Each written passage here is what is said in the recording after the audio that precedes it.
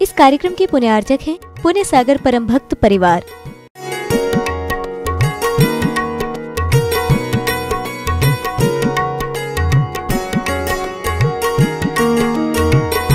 महानुभावों, संसार परिभ्रमण से संतप्त आत्मा संसार के दुखों से परिमुक्त होना चाहती है, लेकिन मिथ्यात्व का सद्भाव होने के कारण वह संसार के दुखों से परिमुक्त नहीं हो पाती है।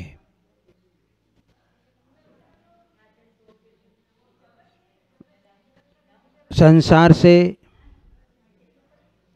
परिभ्रमण कैसे रुके? जब तक प्राणियों के जीवन में सम्यक दर्शन की प्राप्ति नहीं होती है, तब तक संसार परिभ्रमण समाप्त नहीं हो सकता। हमारे जीवन में श्रद्धा की अत्यंत आवश्यकता है। श्रद्धा के बिना हम कुछ नहीं कर सकते हैं। आज वर्तमान में हमारी श्रद्धा डगमगा रही है।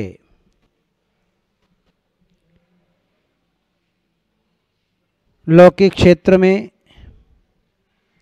पारिवारिक क्षेत्र में, सामाजिक क्षेत्र में, राजनीतिक क्षेत्र में कितनी ही श्रद्धा हो जाए, लेकिन सम्यक दर्शन नहीं हो पाता।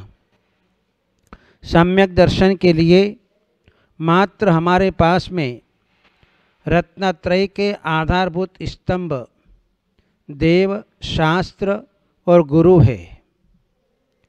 इन तीनों के प्रति हमारी अकाट्य श्रद्धा होती है, तब जाकर के सम्यक दर्शन की प्राप्ति हो पाती है। यदि मन में हमने एक के प्रति श्रद्धा का भाव रखा, यदि देव के प्रति श्रद्धा का भाव रखा, तो सम्यक दर्शन अधूरा है। यदि केवल हमने शास्त्र को ही स्वीकार किया है, तब भी हमारा सम्यक दर्शन अधूरा है। और यदि मात्र केवल हमने गुरु को ही एकमात्र श्रद्धान किया है, तब भी हमारा सम्यक दर्शन अधूरा है। हमारे आचार्य भगवंतों ने ये कहा है, जहाँ रत्नत्रय के आधारभूत स्तंभ हमारे देव, शास्त्र, गुरु है, इन तीनों के प्रति जब तक श्रद्धा नहीं होगा, तब तक जो है हमारा सम्यक दर्शन नहीं हो सकता है। हमें अपने जीवन में सम्यक दर्शन के लिए कोई विशेष पुरुषार्थ नहीं करना है। केवल मात्र श्रद्धान, जो हमारे आराध्य देव परमात्मा हैं, अरहंत भगवान हैं, और पूर्वापर विरोध रहित माँ जिनवाणी हैं, और आरंभ परिग्रह से रहित जो गुरु है, उनके प्रति भी यदि हमारा श्रद्धान भाव होता है, तो हमें अपने जीवन में सम्यक दर्शन की प्राप्ति का निमित्त मिलता है।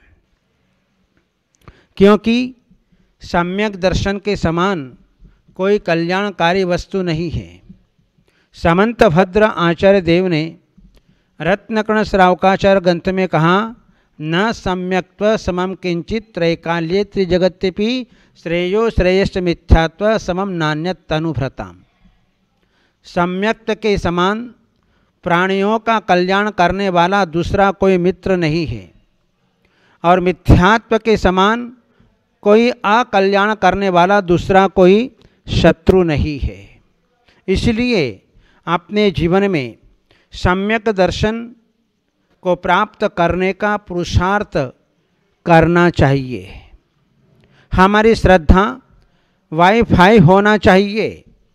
हम देखते हैं कि आज जो है लौकिक क्षेत्र में हमारी कितनी श्रद्धा है कि एक व्यक्ति घर बैठे मोबाइल के ऊपर अपना विदेशी लोगों से, व्यापारी लोगों से अपना संपर्क स्थापित करके वह करोड़ों रुपए का सौदा अपने जीवन के अंदर कर लेता है।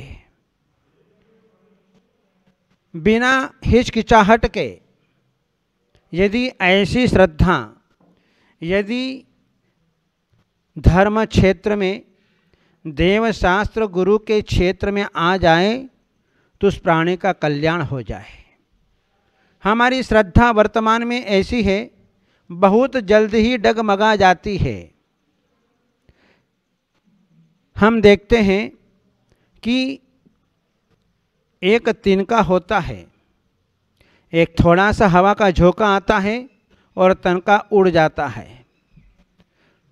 इसी प्रकार से वर्तमान में लोगों की श्रद्धा जो है दिखाई देती है।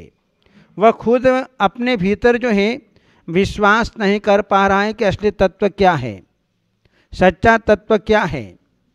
क्योंकि हम देखते हैं कि जहाँ तूफान आने पर बड़े बड़े पर्वत जो है वहीं के वहीं स्थिर रहते हैं। ऐसी श्रद्धा यदि हमारे जीवन में आ जाए तो जीव का कल्याण हो जाए। पहले के लोग पढ़े हुए नहीं थे, केवल मात्र श्रद्धा के बल पर अपने जीवन में काम करते थे। और वर्तमान के लोग जो हैं आज जो है पढ़ते बहुत हैं लेकिन श्रद्धा नहीं करते। श्रद्धा बहुत बड़ी चीज़ है। जहाँ हमारी श्रद्धा एक ड्राइवर के प्रति है कि हम जो है ड्राइवर को अपनी सारी ज़िंदगी 500,000 रुपए में अपना जीवन सौंप देते हैं, लेकिन हम ये कभी विचार नहीं करते कि ये ड्राइवर जो है हमको सुरक्षित स्थान पर पहुंचाएगा या नहीं पहुंचाएगा, कहीं हमारा एक्सीडेंट तो नहीं कर देगा। हम बिल्कुल बेधड़क होकर के हम जो है अपना जीवन उसके हाथ में सौंप देते हैं। हमारी श्रद्धा एक टीचर के ऊपर हुआ करती है कि हम अपने घर के अबोध बालक को उस टीचर के हाथ में सौंप देते हैं। हम ये विचार नहीं करते हैं, किसी प्रकार की शंका नहीं करते कि टीचर मेरे बेटे को पढ़ाएगा या नहीं पढ़ाएगा। किसी प्रकार से कोई संदेह नहीं करते और उसके हाथ में सौंप देते हैं। हमारी श्रद्धा जो है उस एक धोबी के ऊपर है कि जिस धोबी को हम अपने घर का सबसे कीमती वस्त्र उसको धोने के लिए दे देते हैं। हम विचार नहीं करते कि ये कपड़ा हमारा गुमा देगा या बेच देगा या स्वयं पहन लेगा और किसी को दे देगा। हम किसी प्रकार का जो है शंका नहीं करते हैं। हमारी श्रद्धा जो है एक वकील के ऊपर है। वकील जैसा कहता है वैसा जो है हम नोटों से भरा हुआ सूटकेस उसके हाथ में सौंप देते हैं, लेकिन ये भी हमारे मन में कोई विकल्प नहीं आता कि हमको केस जिताएगा या नहीं जिताएगा। जिस प्रकार से लौकिक क्षेत्र में हमारी इतनी श्रद्धा होती है, यदि ऐसी ही श्रद्धा यदि हमें देव शास्त्र गुरु के ऊपर हो जाए तो जीव का कल्याण हो जाए, जीव को सम्यक दर्शन की प्राप्ति हो जाए। इसलिए सम्यक दर्शन बहुत दुर्लभ है। सम्यक दर्शन हर किसी को नहीं हो पाता है। बहुत विरले जीव हुआ करते हैं जिनको सम्यक दर्शन की प्राप्ति हो पाती है। हमें सम्यक दर्शन है या नहीं, इसका थर्मामीटर है। हमारे आचार्य भगवंतों ने हमें 4 थर्मामीटर दिए: प्रशम, संवेग, अनुकंपा और आस्तिक्य। ये 4 जिसके पास में हैं तो समझना अपने जीवन के अंदर सम्यक दर्शन है। प्रशम का मतलब होता है कषायों की मंदता। हमारे भीतर कितने प्रशम भाव है यदि सामने से शत्रु आ रहा है और शत्रु को देख करके हम आग बबूला हो रहे हैं, हमारे भीतर कसायों की उद्भूति हो रही है, तो समझना हमारे भीतर प्रशम भाव नहीं है। उस जीव के साथ में कई दिनों पहले झगड़ा हुआ था और आज उसको देखते ही हमारे भीतर कसाई भाव जागृत हो रहे हैं, तो समझना अभी हमारा प्रशम भाव बहुत दूर है। कसायों की मंदता का होना प्रशम भाव है।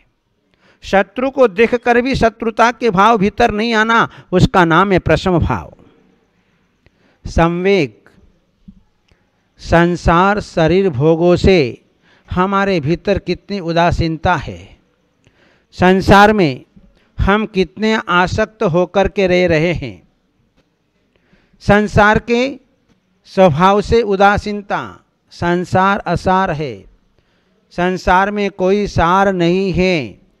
जिस प्रकार से केले के छिलके को हम उतारते चले जाएं तो उसमें से कुछ भी सार हमको मिलता नहीं है, जैसे प्याज के छिलके को हम उतारते चले जाएं तो उसमें से कुछ भी सार मिलने वाला नहीं है, इसी प्रकार से संसार में कुछ भी सार नहीं है। ये संसार स्वार्थों से भरा हुआ है।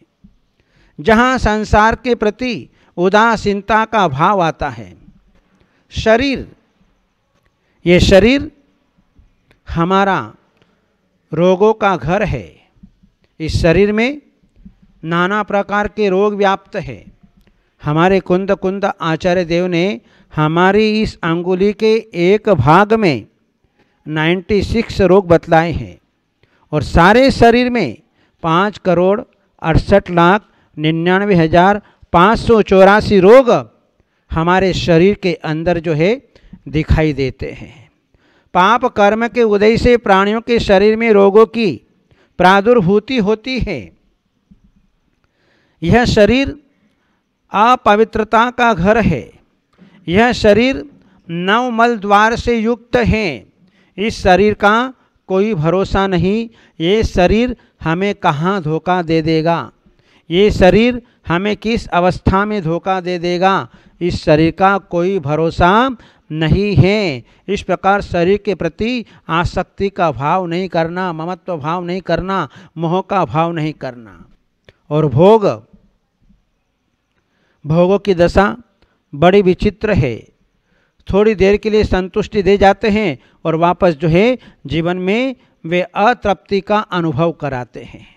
आज तक इन भोगों से कोई भी तृप्त नहीं हुआ। जहाँ घास के ऊपर ओस की बूंद गिरी हुई है, उससे जो है हमारी प्यास कभी नहीं बुझती है। ऐसे ये भोग है। इन भोगों से आज तक जो है हमारी कभी भी तृप्ति नहीं हो पाई। यहाँ तक कि हमने जो है सर्वोत्कृष्ट सुखों को प्राप्त कर लिया, देव पर्याय को भी प्राप्त कर लिया। देव पर्याय में भी नाना प्रकार के जो है भोग सामग्री को उपयोग में लिया, लेकिन आज तक जो है उस भोग सामग्री से हमारे जीवन में कभी भी जो है वह शांति नहीं हुई। हमें कभी तृप्ति का अनुभव हमारे जीवन में नहीं हुआ। ये भोग नाशवान है, क्षणभंगुर है। हम जो हैं भोगों से जितना जितना दूर रहते हैं उतना उतना प्राणी अपने जीवन में शांति का अनुभव करता है। हमारे तीर्थंकर प्रभुओं के पास में भोग सामग्री की कोई कमी नहीं थी। बड़े बड़े चक्रवर्ती राजा महाराजा के पास में कोई कमी नहीं थी, लेकिन उन्होंने जाना कि भोगों में कोई सार नहीं है, भोगों में कोई सुख शांति नहीं है। इसलिए उन्होंने भोगों को लात मारी, ठोकर मारी और छोड़ करके जो है सारा राजपाट छोड़ करके वे जंगल में चले गए और आत्म साधना कर ली और अपने जीवन में मोक्ष पद को प्राप्त कर लिया।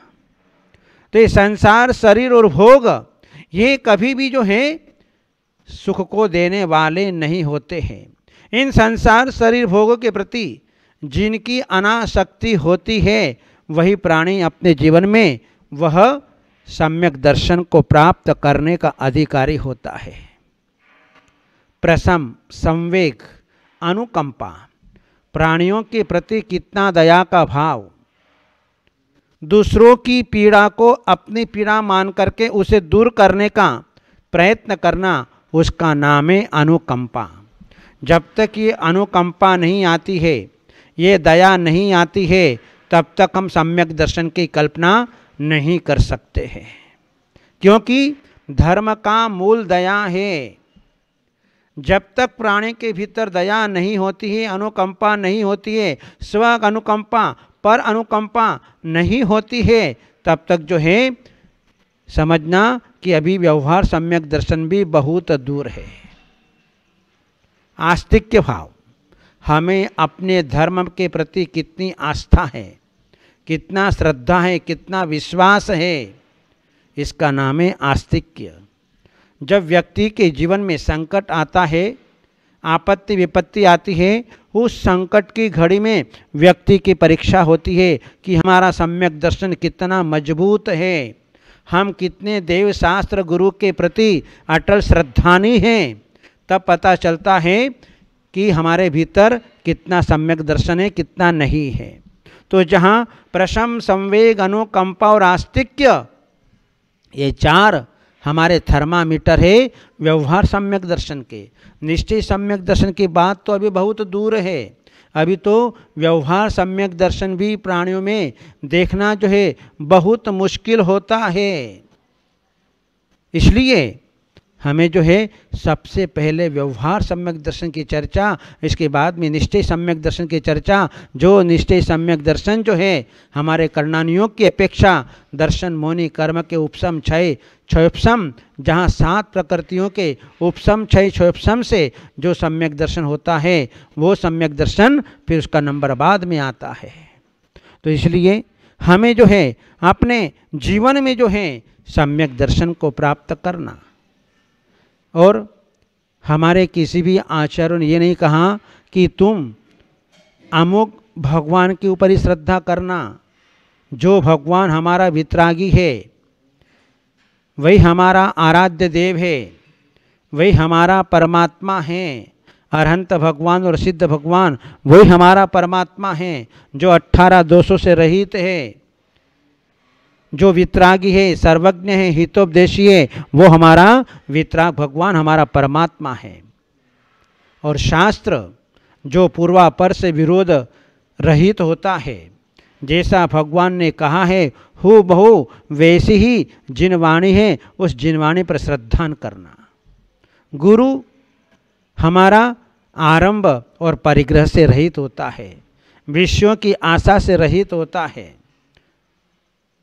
ऐसे जो है हमारे गुरु होते हैं।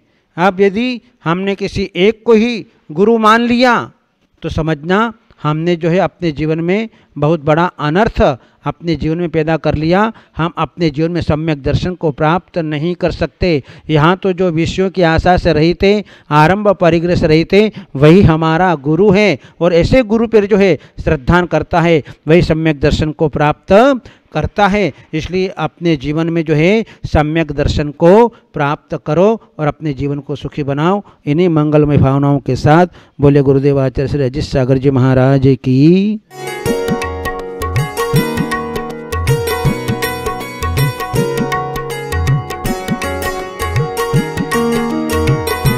इस कार्यक्रम के पुण्यार्जक थे पुण्य सागर परम भक्त परिवार।